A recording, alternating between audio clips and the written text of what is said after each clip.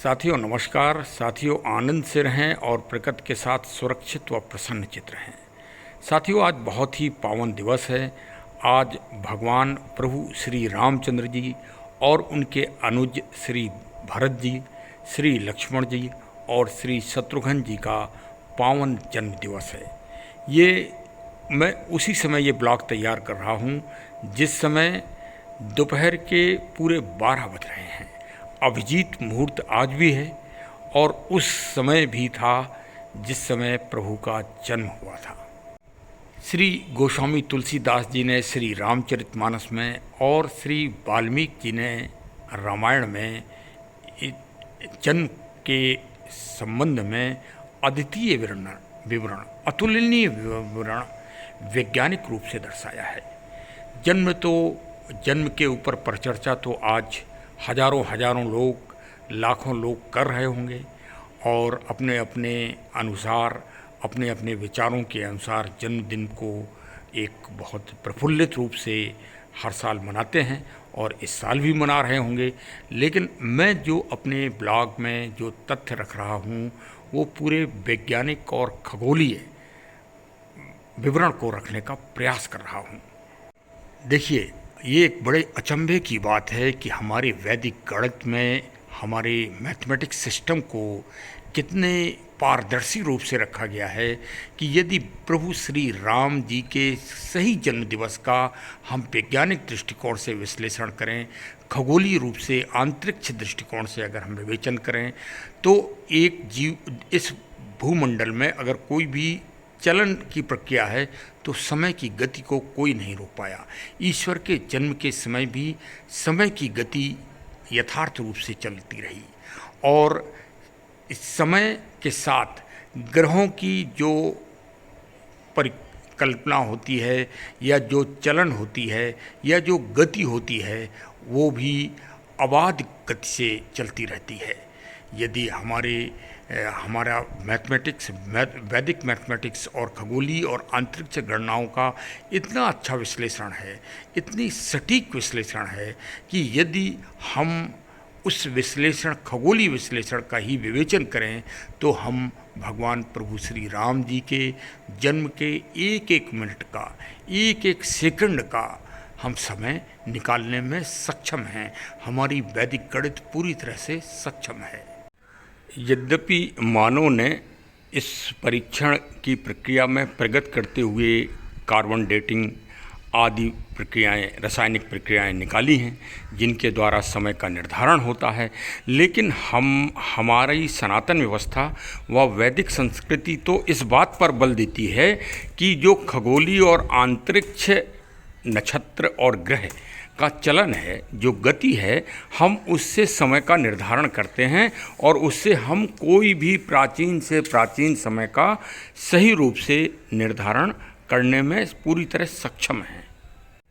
हमें उस प्रक्रिया के निर्धारण में कार्बन डेटिंग या उस सब की आवश्यकता नहीं है। हम तो प्राकृतिक सिस्टम को अगर अपनाएं तो सही समय का निर्धारण हम किसी भी घटना का, किसी भी महापुरुष के जन्म का आसानी से कर सकते हैं।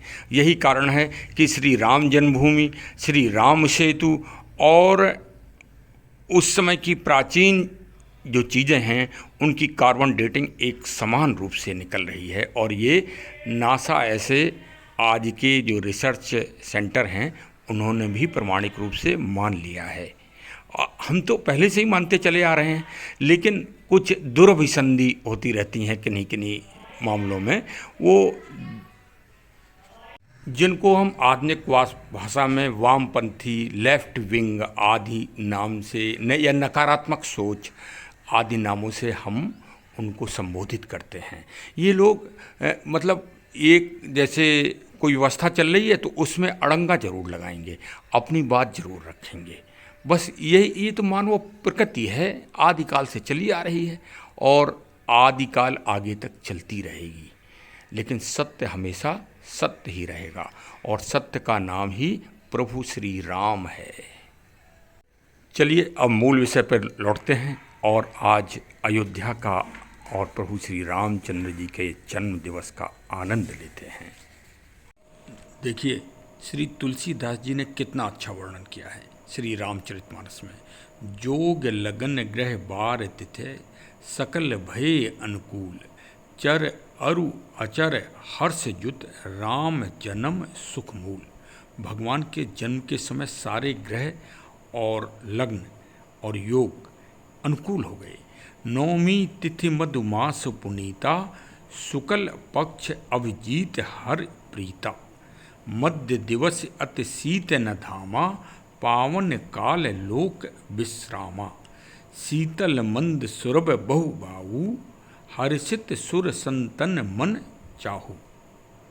तो ये स्पष्ट वैज्ञानिक विश्लेषण है हमारे मैथमेटिक्स का और प्रकृति और खगोलीय घटनाओं का एक बड़ा समरूप विश्लेषण होता है। और उस विश्लेषण के द्वारा कब सूर्य ग्रहण हुआ, कब चंद्र ग्रहण हुआ और कब ग्रह की क्या स्थिति रही, ये जानने में हमारा विज्ञान, हमारा मैथमेटिक्स सिस्टम पूरी तरह से सफल है, पूरी तरह से सिद्ध करने में सक्षम है। अच्छा, श्री वाल्मीकि जी ने रामायण में तो ग्रह और नक्षत्र भगवान के जन्म के समय जो थे उसका तो बहुत ही अच्छा वैज्ञानिक रूप से विश्लेषण किया है। देखिए, लिखा है वाल्मीकि जी ने, प्रोद्धमाने जगन्नाथम सर्वलोकनम संतकृतम कौसल्या जन यद रामः दिव्य लक्षणम संयुक्तम। उस समय जब भगवान पैदा हुए तो सूर्य, मंगल, शनि, गुरु और शुक्र ये 5 ग्रह अपने अपने उच्च स्थान पर विद्यमान थे तथा लग्न में चंद्रमा के साथ बृहस्पति विराजमान था। अब आप इसका नक्षत्रों का कुंडली के आधार पर वैज्ञानिक रूप से इसका समय निकाल लें तो पूरी तरह से स्पष्ट हो जाएगा कि भगवान प्रभु राम का जन्म किस योग लग्न में हुआ था। भगवान का जन्म कर्क लग्न में और पुनर्वसु नक्षत्र के समय हुआ था। और वहीं भरत जी का जन्म की नक्षत्र जो है बदल गया था और पुष्य नक्षत्र हो गया था तथा मीन लग्न में जन्म हुआ था। तथा सुमित्रा जी के दोनों पुत्र मतलब लक्ष्मण जी और शत्रुघ्न जी का अश्लेषा नक्षत्र में और कर्क लग्न में जन्म हुआ था और सूर्य अपने उच्च स्थान पर विराजमान था। तो इससे स्पष्ट है कि भगवान का समयकाल आज से 7000 वर्ष पूर्व नवमी की तिथि को चैत्र मास में ही इसी लग्न और नक्षत्र के समय हुआ था। आज ये एक संयोग है कि आज पुनर्वसु नक्षत्र भी है और इसके बाद पुनर्वसु नक्षत्र के बाद भगवान का जन्म 12 बजे हो जाने के बाद फिर पुष्य नक्षत्र भी आज लग रहा है। तो ये एक बहुत बड़ी देखिए, अगर आप इसको 1000 साल बाद भी निकालना चाहें आज के दिन की तिथि और समय तो वो वैज्ञानिक रूप से निकल सकता है। उदाहरण स्वरूप जैसे आज तारीख 10 अप्रैल 2022 है तो 2022 को 12:03 पर अभिजीत मुहूर्त लग रहा है। हमारी बात समझे ना, 12:03 पे और भगवान का जन्म 12 बजे हुआ। सही बात तो ये है। तो जो 3 मिनट हैं वो कोई दुनिया की कोई भी ताकत, ईश्वर भी साक्षात अगर ईश्वर भी आ जाएं तो उस चीज़ को न घटा सकते हैं न बढ़ा सकते हैं। 3 मिनट पहले नहीं कर सकते हैं अभिजीत मुहूर्त को। ये इतना बड़ा विज्ञान है, इसे दुनिया को समझना चाहिए। विशेषकर जो हमारे रिसर्च सेंटर हैं नासा आदि को, इनको भारत की वैज्ञानिक जो ग्रह स्थिति है और जो सूर्य से चलायमान है उसको समझना चाहिए। और हम बार बार हमारे ग्रंथ और हमारे शास्त्र यही प्रेरणा दे रहे हैं पूरी दुनिया को। लेकिन अभी दुनिया मानो अपने अहम में है, अहंकार में, वो अभी सही बात समझ नहीं पा रही है। समझेगी धीरे धीरे। जैसे अब राम सेतु को समझ ही लिया कि राम सेतु भगवान राम जी के समय का है। परीक्षण करने के बाद ही ये गीता भी संदेश देती है कि प्रत्येक चीज़ को तभी विश्वास करो, तभी मानो जब अपनी जिज्ञासा में वह पूरी तरह पास हो जाए। ये गीता की प्रेरणा है। तो चलिए चलते रहिए। अच्छा, अब थोड़ा सा कटाक्ष भी कर दें, क्योंकि कटाक्ष कोई ऐसा नहीं है कि हम मतलब निंदा कर रहे हैं, निंदा नहीं कर रहे हैं। कटाक्ष इसलिए होता है कि जागो भाई। तो जैसे अब भारत के इसरो वगैरह हैं और भारत के महान वैज्ञानिक हैं, इनको भी इस बात पे ध्यान देना चाहिए, हम मतलब चिंतन करना चाहिए, परीक्षण करना चाहिए। हमारे जो शास्त्रों में सूत्र दिए गए हैं वैज्ञानिक और प्राकृतिक और खगोलीय रूप से, उनके आधार पर सब चीज़ को सिद्ध करने का प्रयास करना चाहिए। अब जब नासा राम सेतु के बारे में निर्धारित कर देता है तो हम भी ढोल की तरह पीटने लगते हैं, अरे नासा ने कह दिया, नासा ने कह दिया। अरे इसरो कब कहेगा? प्रश्न ये है कि हमारे भारतीय वैज्ञानिक इस बात को दुनिया को कब समझाएंगे? तो अब समझाइए। इसी राम जन्मभूमि, श्री राम प्रभु राम जी के जन्म के ग्रह दशा का परीक्षण करके स्थिति को सही सही निकाल दीजिए, तब हम माने कि हाँ, भारत का विज्ञान अब दुनिया का सर्वोत्कृष्ट विज्ञान हो गया है और अब वो प्रकृति के द्वारा संचालित हो रहा है। बातों से सिद्ध मत करिए कि भारत विश्व गुरु बन जाएगा, सिद्ध करके दिखाइए। और सिद्ध करने का चैलेंज भारतीय वैज्ञानिकों को यही है कि प्रभु श्री राम जी का जन्म सटीक रूप से ग्रह दशा के हिसाब से निकालकर सिद्ध करिए। और हम अपने इस छोटे से ब्लॉग के माध्यम से अपनी भारत सरकार व अपने माननीय प्रधानमंत्री प्रिय श्री नरेंद्र दामोदर दास मोदी साहब से भी अनुरोध करेंगे, विनम्र निवेदन करेंगे कि वो एक विशेष टीम बनाएं, एक समिति बनाएं वैज्ञानिकों की, कि वो इस प्राकृतिक सिस्टम के माध्यम से ये सिद्ध कराएं समय टू समय, टाइम टू टाइम, कि भगवान प्रभु श्री राम जी का व भगवान कृष्ण जी का जन्म किस समय हुआ, ये खगोलीय और अंतरिक्ष दृष्टिकोण के आधार पर। तब विश्वास कर लीजिए आप कि वैज्ञानिक रूप से भारत अपने आप विश्व गुरु सिद्ध हो जाएगा और हमारी प्राचीन संस्कृति, प्राचीन ज्ञान के द्वारा ही भारत विश्व गुरु कहलाने के योग्य था। अगर वो सिद्ध करना है तो ये सही समय है, हमें इस बात को भी सिद्ध करना होगा और उसके लक्ष्य आज पावन रामनवमी पर भगवान प्रभु श्री राम जी का जन्म समय ही होना चाहिए।